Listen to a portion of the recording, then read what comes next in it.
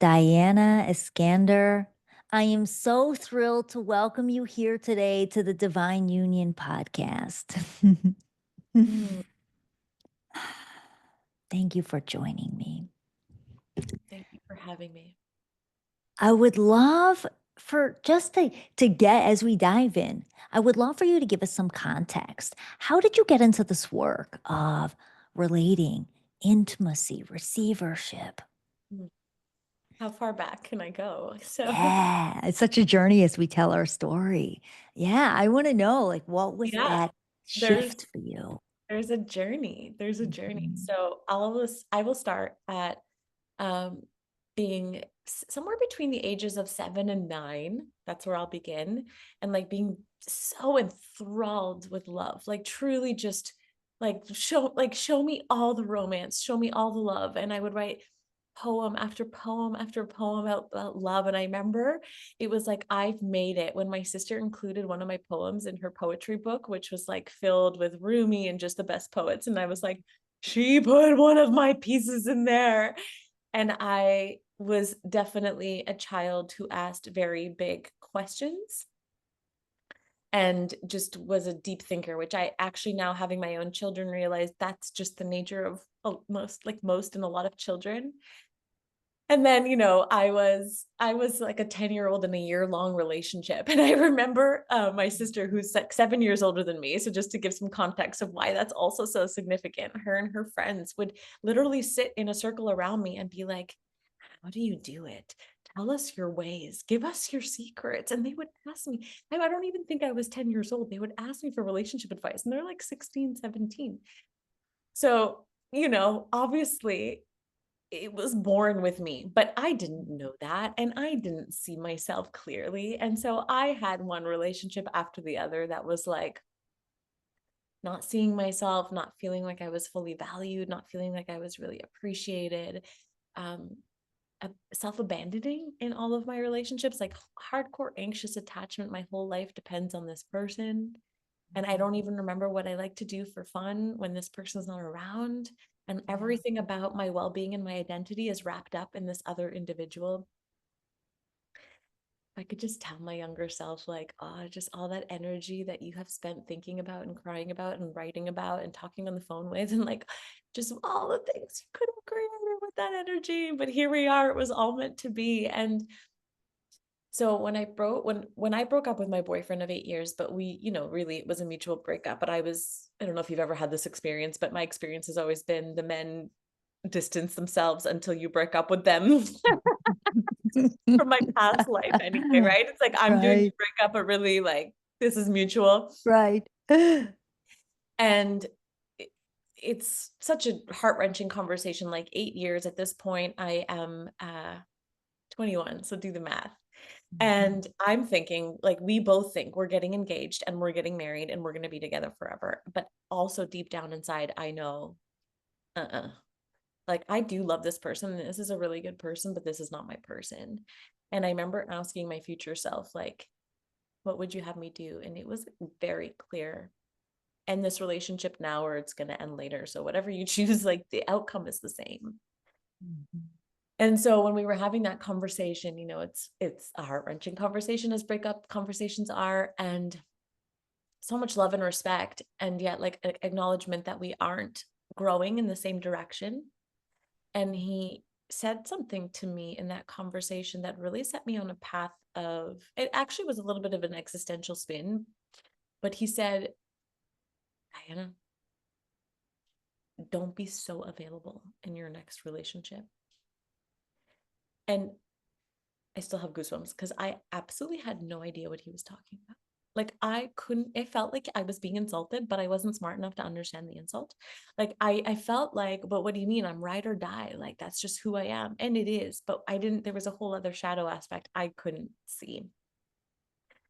And so that really set me on a path of like, okay, what does that even mean? And and then I'm experiencing myself having one relationship after the next where I'm kind of seeing this come to life. Like, I think there's something here about being too available.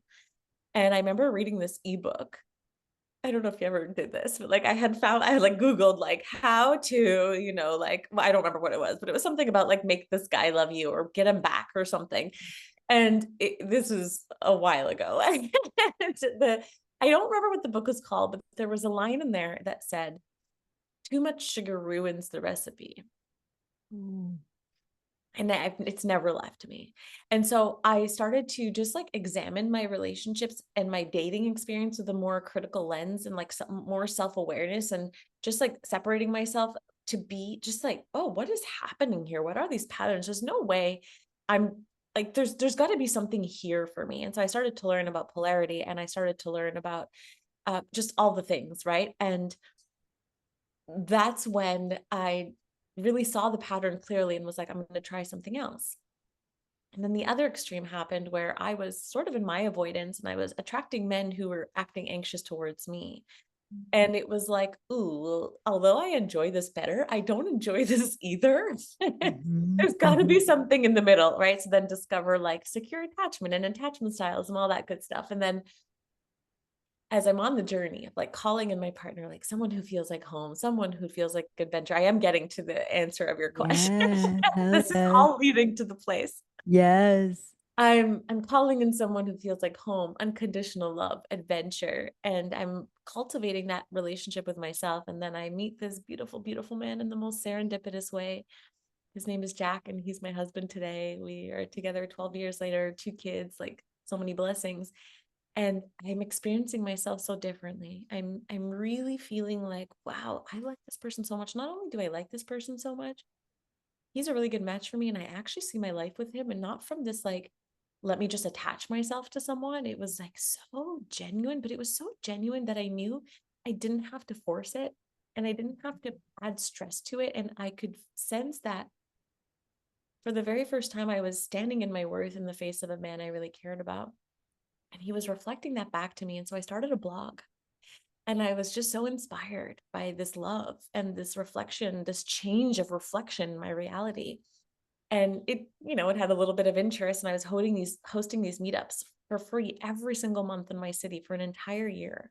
Wow. People were coming and we were talking about relationships, and the conversation was elevated and I loved it. And then people started asking me to work with me one on one. And I was like, I don't know what that means.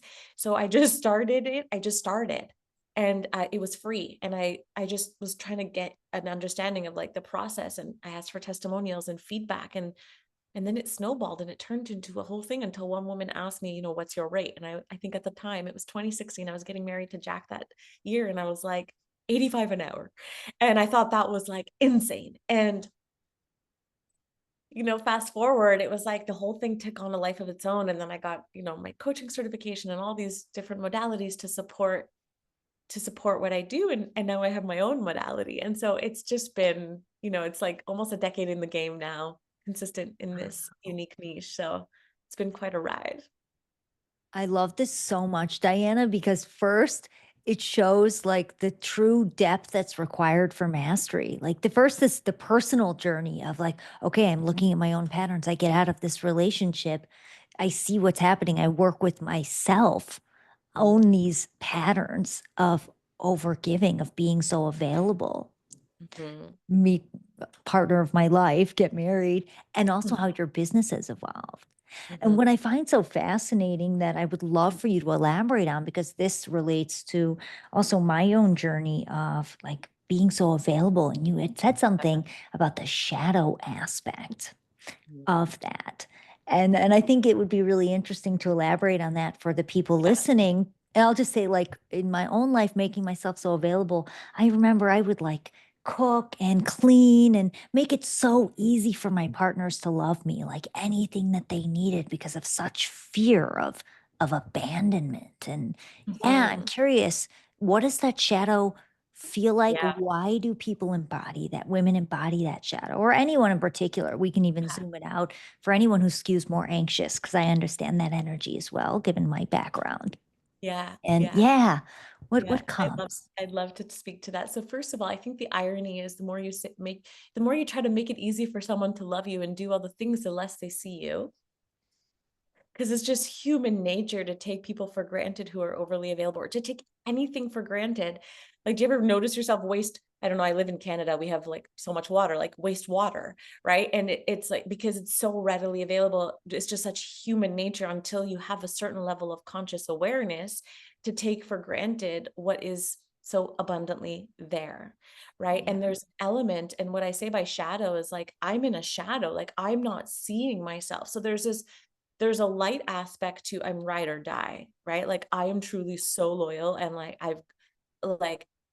I've got your back. I see your light, and that's beautiful. And I get to be that way with my husband today, and I don't have to question like am I too available? Am I loving Mhm. him too much? I Mhm. don't have to question that at all. But the shadow side of it was I'm doing this for something. I'm Yeah. doing this for validation. I'm doing this to make your life impossible without me. I calling it love, but it's actually fear. That's the shadow, like full chills down my spine. That's the shadow. And it's I get to love that part of me. I don't have to reject that part of me. I absolutely get to love that part of me, but let's call it what it is. Yeah. Mhm. I love that differentiation so much of like, how do we notice when we're doing it to get, giving to get? But what I'm hearing you say that I want to really reinforce for all of you listening is if you're giving, like still, it seems like you give in overflow, but it's not to get something in return. It's from a place of deep empowerment, which is a different energy. And if we're talking polarity, Yeah. it's Love like polarity. like really, as a woman who chooses to be in the feminine pole in my relationship, because everybody gets to choose and there's no right or wrong, right? But as that's the choice that I make for my life, I want to give more and more opportunities for my partner to give to me. And then what happens from there is, and it's so cliche, right? But really, then it's like my vessel is overflowing and I am in this nurtured state that then wants to pour onto others. And I think you asked this question of like, why does this happen too, right? I think we've also gotten confused as women that nurturing, which is a very feminine aspect, means doing. And I really see nurturing as purely the energetic. So when I'm mothering and I'm making breakfast and lunch, I'm in my masculine, I'm doing. But when my nurturing aspect is like the tone of my voice, the unconditional love, the soft belly and bosom that welcomes in my children, it's the like cushy, warm. I'm not actually doing anything. It's like just warm, loving, unconditional presence of the mother. It's not doing. And I think we've gotten that part confused, that we think, well, the woman nurtures, which actually means doing so much less. Like there are times where I'm doing, and my kids are like, mommy, mommy, mommy. And I'm like, I have to get this thing done. And then I'm like, well, what if I don't? And I could drop it. And all they actually want from me is my presence and my attention. I love that so much. I feel that frequency coming through as you're transmitting right now, Diana, because, right, it's such a good reminder for everyone listening of like, people do confuse the nurturing for the mothering. I'm going to do more. I'm going to make things for you. I'm going to make it easy. I'm going to plan all these things. But it's in fact that it's that easeful, grounded, relaxed energy of the feminine that every person desires. It's magnetic, it's attractive. Mm-hmm. Yeah. So talk to me about, I know you talk a lot about in your work this idea of the self-centered woman, the self-centered life being the spark. What Mm-hmm. does that mean? How does one embody that? So I'll start by saying, like, self-centered woman, just take a moment to, even, or human, self-centered way, whatever you want to call it, whoever's listening, and just take a moment to notice, like, even how your body responds to that, because it is not something we have necessarily associated as something positive. Self is actually an acronym, and it's a methodology. So it's the sovereignty to embody a love frequency. And so Oh, it just could make me cry, I swear. And I've been in such overflow this week. I've cried so many times, just tears of joy and gratitude. So if that happens here, like, Yes. I'm just gonna say, I guess you're welcome. I don't know. Love it. I welcome it. So Mm. it's the sovereignty to embody a love frequency. It's knowing I am at the center of my life. There's this woman who shared with me the other day. She was applying for one of my spaces and she said something about the nucleus of life. And it really had me reflecting on like the woman as the nucleus of her relationship and the woman as the nucleus of her home. Like everything is centered from her. Everything is she is the center of it all. And so, but what I really mean by that is not I am on my throne and you must all serve me. Although that's fun too. And there's a time and place for that kind of energy. It's actually like, and everybody gets to choose this for themselves, no matter what pole they play, is I'm in my sovereignty. Like, where am I leaking my power? Where am I where am I playing the victim? Where am I not seeing my part in things? Like, where am I making myself a victim? Honestly, is at the end of the day, right? What's here for me as well, and then how do I want to embody, like come into my body, feel my emotions without making stories, take care of myself, a love frequency, like how am I choosing love, what's the most loving choice I can make here, what's the most expansive choice I can make here. And then you do that enough times, compounded over time, your frequency is pure expansion, and the fruits of that frequency are out of this world, right? So it is really like you being at the center of your life. And this is the new, I know you have the new certification, Yeah. right? With this self, the soul collective, with this self Yeah. process. So Yeah. School of Love is just the umbrella. It's like the house of all the spaces. And self is the methodology that the certification is going into for the next 9 months. And so I can actually like really use this process in a matter of 5 minutes. It's like, it's so incredible because it supports me in a matter of 5 minutes to shift something, but I can also go so deep as to create a 9 month certification Mhm. with it as well. But it Yeah. has changed my life. And it came about, I've been working with this process since 2016 and didn't realize it until in 2020 when I was writing my TEDx talk, which didn't happen. And Mhm. I had given the name of the talk, and the talk was Your Relationship is a Reflection of Yourself. And so I thought, like the way we talk about relationships as mirrors and the self and your internal landscape. But as I was writing it out, I realized, oh my gosh, self is not my self with a capital S. It is. It's not only my internal landscape, it's not relationships as a mirror, it's a process and it's an acronym. And it blew me wide open. And when I really started to own that, the results just got so accelerated because it's actually so profound, but so simple. Yeah, I'm curious on this process. Well, one thing I want to first say, and if you want to share more, I would love to hear.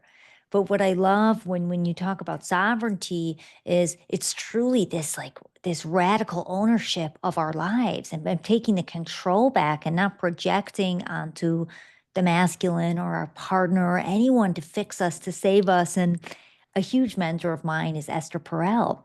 Mhm, And yeah, I love that you're nodding. You obviously know her. mhm, She's amazing, her work. And she also talks about this idea of like two people, a relationship fueled by choice, two fully whole beings that are choosing to relate with each other time and time again. That is intimacy. That is there the sky's the limit in the capacity of intimacy that you can have. And so when it's not rooted in codependence or neediness, and when we really take ownership, it transforms our way of relating in such a deep way. And I also know with my own life, just how do mhm, we really own our experience? Like, hey, that doesn't feel good for me, babe. Like, oh, this, mhm, when we go out in public, I desire us to speak highly of each other because that's what's important mhm, to me in partnership. And like owning mhm, our desires, owning our experience, and shaping the direction of the intimacy actively mhm, without just expecting someone to read our mind. mhm. And then there's the other end of the spectrum, which is, oh, I see the part that I'm playing and making our partnership feel this uncomfortable way. And like I've been playing a little bit in my like victimized girl energy, for example, or like I have these kinky belief systems. I've been playing a lot with existential kink. So I've had these like kinky belief systems that keep me like I kind of like feeling not seen in my relationship. And I kind of like have the side of me that actually enjoys a little bit of the cat and mouse game where I don't really get what I want, right? And so it's so deep. It's like honoring that there is a part, like you are not a victim to a circumstance. There is some way that you have unconsciously contributed to this dynamic, which is not a self-blame, it's personal power, right? And so I love to say like exactly what you said. Sovereignty is radical personal responsibility. It's taking ownership, it's power, it's owning what's on your side of the street. It is not owning what's on someone else's side of the street. It is not gaslighting yourself, right? Like it's none of those things. It's fully like what's the line between me and you, and let me see myself clearly here, and can I take a more objective look at myself as well. And I love also I love Existential King. I love that book so So much. fun. Yeah. And I've seen some of your content on it recently, which is so good. And yeah, I love that too, because what comes for me when you speak about that cat and mouse game, which I love too. I love mystery. I got a kink for the mystery, a kink for the tease, is when we are consciousness around that. It's like, how can we then play with that? Ooh, Exactly. partner, like I enjoy a little bit of this in a healthy way, right? And find Exactly. ways to, yeah, to bring it in. Exactly. And that's something that I really love to do is like, can we go to the deep places without getting like heavy and sad and like drained and drown in it? But can we actually get like playful and kinky and sexy with it and own it and like just like own all of it? Like there's nothing, you're not doing anything wrong. There's just another key. And that's something that I think is so important to the method, is that we don't want you to shame the shame, right? Because that creates more resistance. It's like when you see something come up that you're like, "Ooh, I hadn't seen that about myself before, and that's really uncomfortable." Instead of shaming yourself, it's like realizing this is a key to your liberation. It's a gift. You can see it as another thing wrong with me, another thing I have to fix about myself, another way I'm not enough. Or you can see it as, oh my gosh, I see this now. It's a key, and I'm taking this key and I'm opening all the doors with it. Ooh, I want to make this is a good one. I want to go tangible with this one. Like, do you have an example from your own life? Like for me, what Oh comes with gosh, I'm mine sure there when are you so say many. that, yeah, when you say that, I'm like, oh, okay, my sensitivity. Like that's something when I was a kid, um, my parents, ooh, my familia is not as sensitive as I am. So I Yeah, was the most sensitive one in the family, and I used to yeah. feel like needy and too much. But now it's a gift. It's like, oh, I can actually read. And how do I use it in a healthy way? But now it's enabled me to read subtleties of energetic shifts with people, with my partner. Ooh, like you looked at me differently. What's going on? Like, how are you feeling? Yeah. And being tuned in to the underlying dynamics of a situation. Exactly. And then again, on the other end of that, it's like, oh my gosh, I always push my agenda. I push my agenda. I always try to make my version of things the right way. And I don't see that my partner is also brilliant and has brilliant ideas and his way is really great. And now Mhm. that I see that, like, oh, I've had this tendency to push my agenda and then we don't really end up in a place of harmony. And I feel like I'm pushing things along and I actually just desire to surrender rather than being like, oh my God, you suck so bad that you've been like Yeah.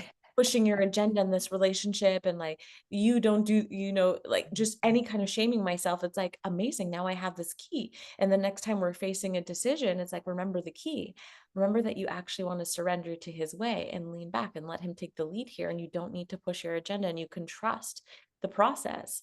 And so it's like I don't need to make myself wrong for the things that I discover about myself that are maybe not like fully in alignment with who I want to be in the world and how I want to show up. Our shadows just get better and better at hiding, right? So as we discover them, it's like, okay, I don't have to make myself feel bad. I get to be like, ooh, I see you now. I Mhm. see you've come to the surface, you've come to the light. Like, I'm gonna take this key and use it to support the life that I desire. I love that reframe so much.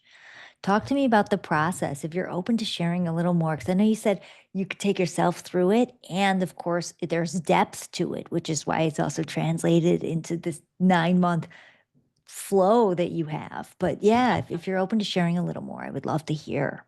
Yeah. Okay, let's take an example. Yeah. So I'll share this example. So we have, it's been in discussion for like a couple of years now. We want to move.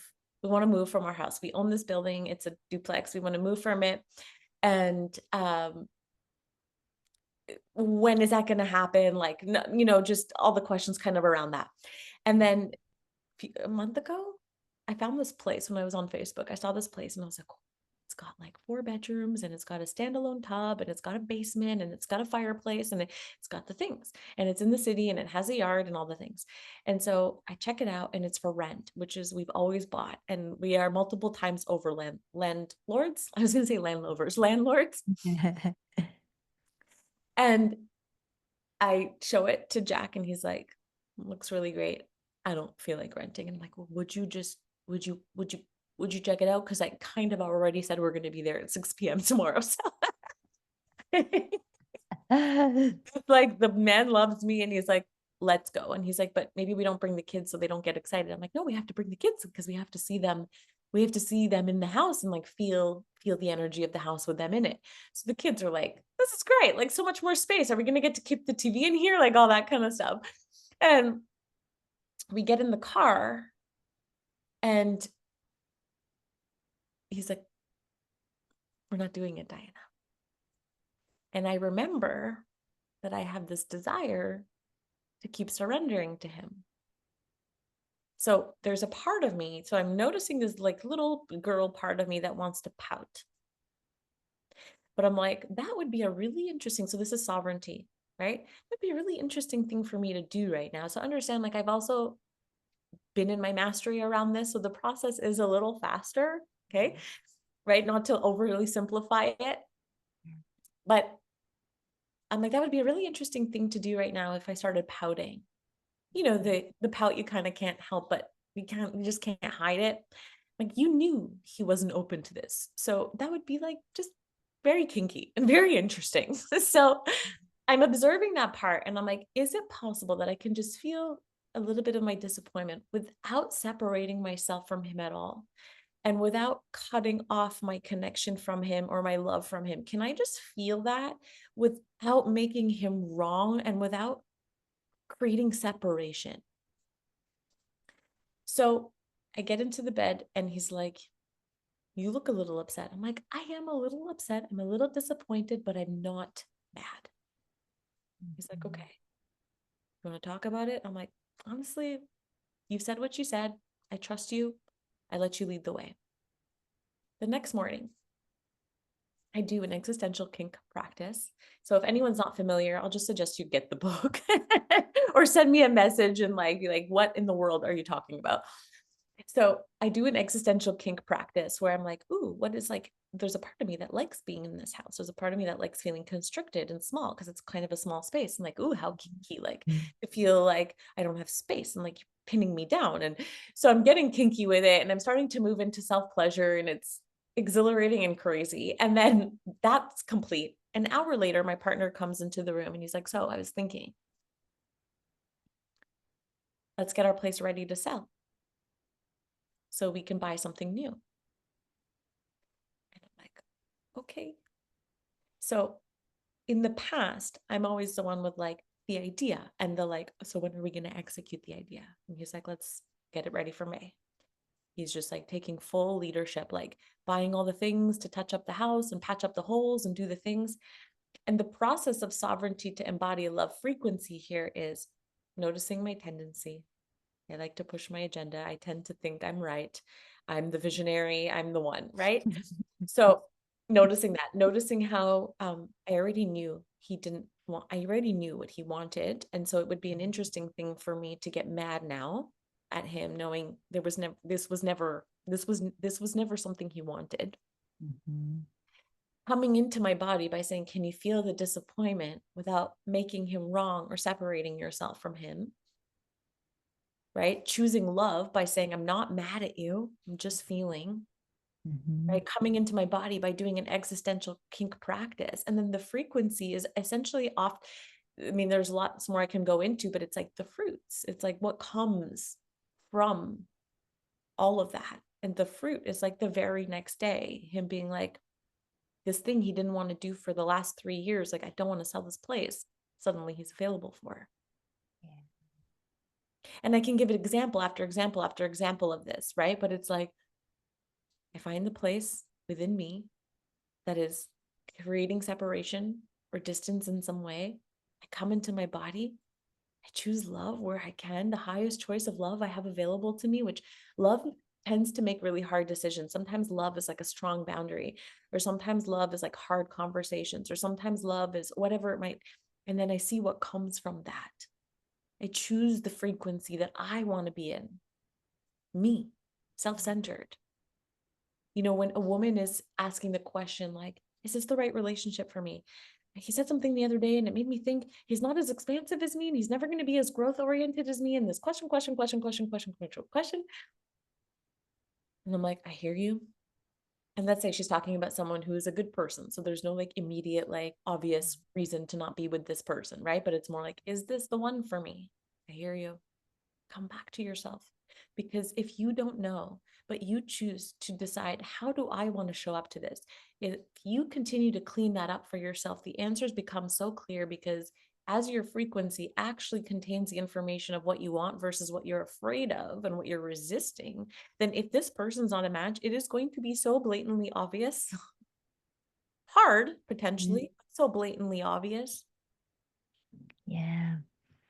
I love this so much because first, I love when you're speaking about this dynamic with your husband and how can you be in holding both polarities of like I love you, I want to maintain the connection and I'm feeling disappointed in this moment, but that doesn't have to impact our love and holding the love in the highest frequency, which I love so much.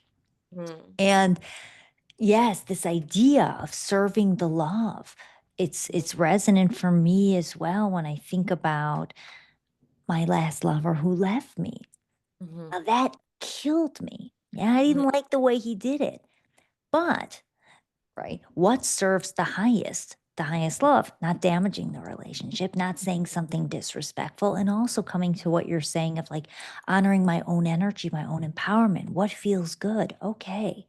I'm going to mhm. serve that love. I'm going to receive you. I'm going to try to understand where you're coming from, even if I don't fully get it, even if it's not what I want. I'm obviously going to communicate what it is I desire and try to impact the outcome. But if we can't, we can only control ourselves and our energy and who we be. And I love how you're speaking to that, even with your client, guiding your client. And like, you'll have clarity. The more that we strengthen ourselves, we'll have clarity. We'll have an outcome. And how do we show up in ways that are good for our energy? Like, my energy feels light when I'm not like begging someone to come back to me, but instead, if I think about him, sure, I'll send a sexy selfie if I'm feeling fly and I want to give my love, not from a place to get, but from overflow because I feel like connecting. Absolutely. And Mhm. it's like that feels good for me. And so, how do we just, right, keep holding that love in the highest, which is not an easy thing to do? It's not an easy thing to do, but really, like, when you can keep compounding that, like, the what comes from that place. Mhm, Talk to me about I want to just dig into receiving. mm, and as we get closer to the end of this episode, mhm. because this topic of receiving, I feel, is something you talk about a lot in your work and your content. And it's so challenging for many to receive. Yep, And I want, if you could elaborate into how do you, like, what are the blocks to yep, receiving? How do you mhm, set yourself up to receive? And mhm. different ways that we also can receive, because I know you've also spoken to how it ties to so many areas, which is Oh, yeah. fascinating. Yeah, it's infinite. It's truly infinite, and that's the other thing is, like, with this process, and not just this process, it's one of many processes that work, right? It's an infinite journey. And it's one key, it's never ending. I keep discovering things, I keep discovering shadows, I keep discovering ways to be more sovereign, I keep discovering ways to choose higher love, right? It's infinite. The fruits that are here for me to receive are infinite. So here's the thing I want to say about receiving, and then I want to make sure I specifically answer your questions.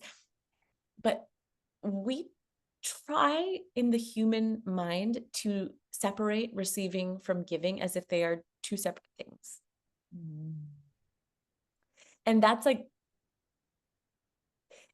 it, innately, when I receive, I'm giving to the person who's feeling so good, who's giving to me, right? So as I receive, I'm giving. And as I give, am I not also receiving from how good it feels to like give this gift or this compliment or deliver like a masterful class? Like I delivered this insane class last week. It was a self-centered woman. And I was like, I delivered those 4 days for me. That was for me. Right? Because as I'm giving, I'm getting re-energized in the message. I'm getting clarity in the message. Like I'm like, oh, that would like, so they've never been separate. And to me, that's so much of what divine union is. It's like they've never been separate. And so this very human experience, we're like, okay, the feminine, and I get it. And I talk about that too, because it helps people grasp it, right? But the feminine receives and the masculine gives, but actually they've always been. And so I feel like that alone is like, if you can understand that your receptivity is a gift, right? And that for there to be harmony and balance, like, sometimes I'll, even inside of my business, I'll be like, woo, I've been in a lot of yang. I've been in a lot of like production and Yeah. giving and doing and creating. Like, there's a lot of leaning forward. My body is starting to feel drained from all the yang. My body would feel drained if I leaned all the way back in my yin as well and never balanced them. Mhm. And so it's the dance between the two, right? It's the understanding that the power couple, I have a whole program on this, is like the power couple is playing with both. Yeah. And so I think, just to answer the questions, it's like understanding that receiving is, first of all, puts you in your feminine pool, right? Give something for the masculine to feel proud of. Give something to the masculine to feel like they're doing right. They want to feel like they're doing. And so when we rob the masculine of that, it's very hard for them to feel a turn on energy. And when we are playing in the pole of giving, there's a there's equilibrium that's off. And I would say, if there's mostly women listening to this, they all know what I'm talking about. Where like the balance of this relationship is off. I'm the one giving, and it's not actually where you're energetically meant to play in the majority of the time. Mhm. And so Yeah. to practice like receivership beyond actually just practicing receiving, right? So someone gives you something and you're like, there's a part of you that just wants to say, no, that's too much, where you say like, thank you, or someone compliments you, and instead of bouncing it right back, where you say, thank you.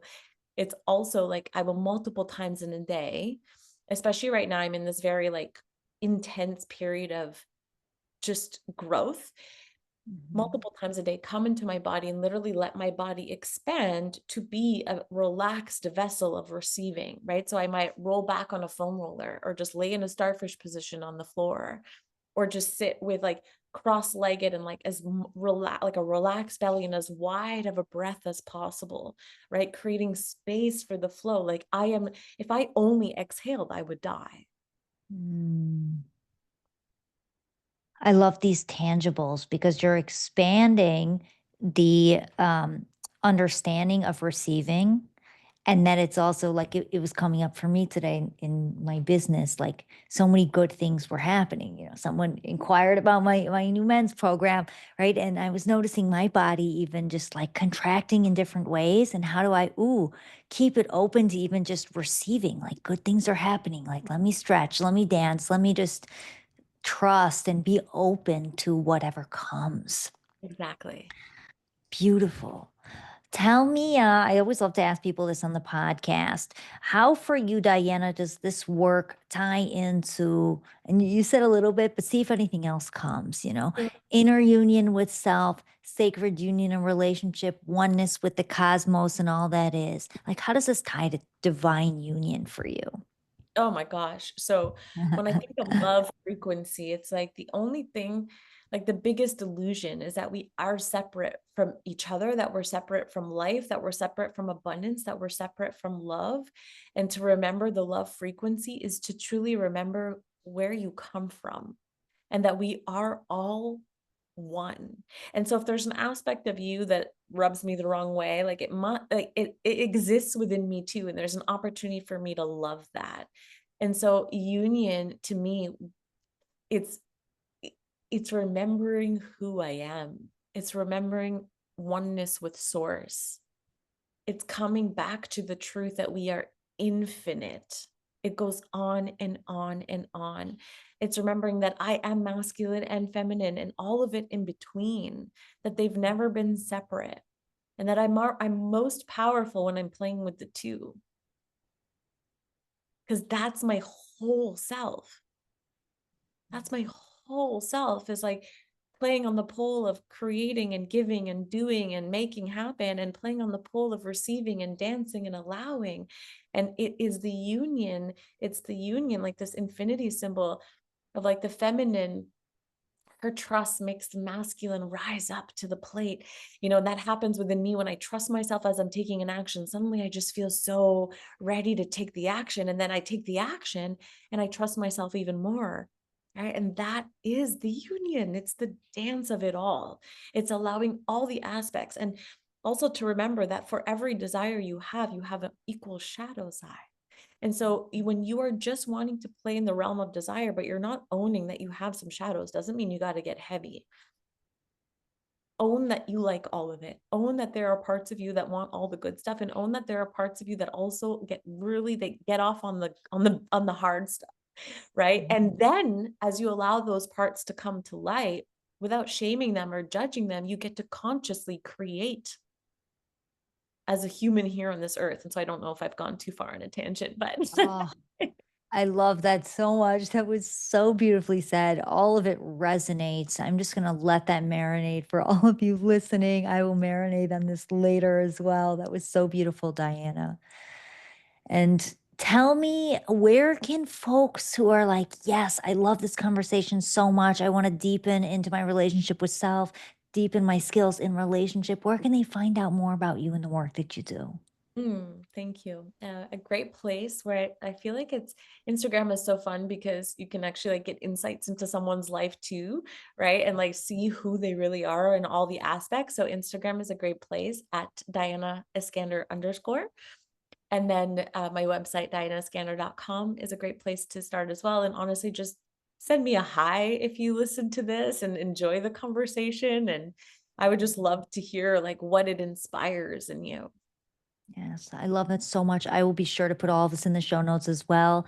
And yes, everyone listening, we would love to hear. Shoot Diana a message, shoot me a message, leave us a comment by way of the reviews. Would love to hear what landed for you. There was so much that was shared today. And thank you, all beautiful people, for tuning in to this week's episode of Divine Union. It's been such a pleasure. I look forward to seeing you next week. And until then, may all your unions be divine.